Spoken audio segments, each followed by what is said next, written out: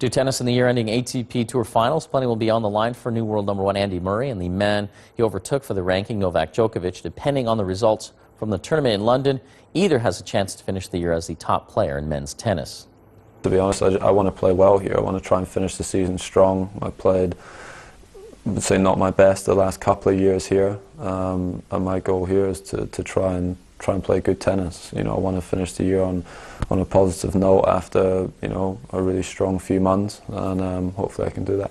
With Andy's success in the previous 5-6 months, you know, he deserves to be the center of attention, I guess, especially because we're, you know, playing in his home country. So it's normal, but on the other hand, I try to be determined to the things that I need to accomplish, that I need to do for myself, and get myself prepared as best as I can.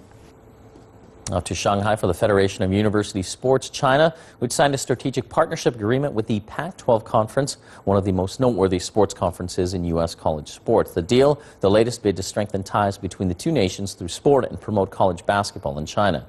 The cooperation was witnessed by government officials, top sportsmen, and sports business leaders at the China-U.S. University Sport and Education Summit.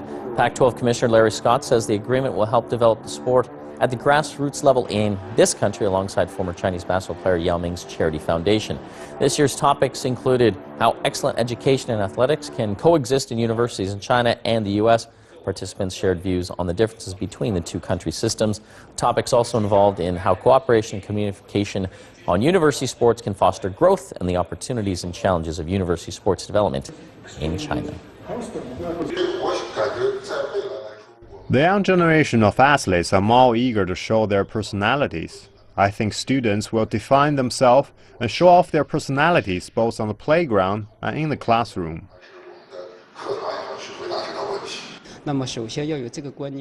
We should set up the idea that excellent education and athletics can coexist first.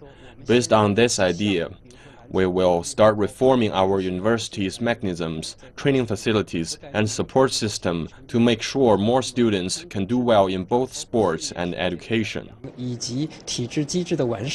The people-to-people exchange is very important because I think, as many mentioned, to be able to be a global society and to understand best practices that are happening in China, we can learn just as easily in the United States from you.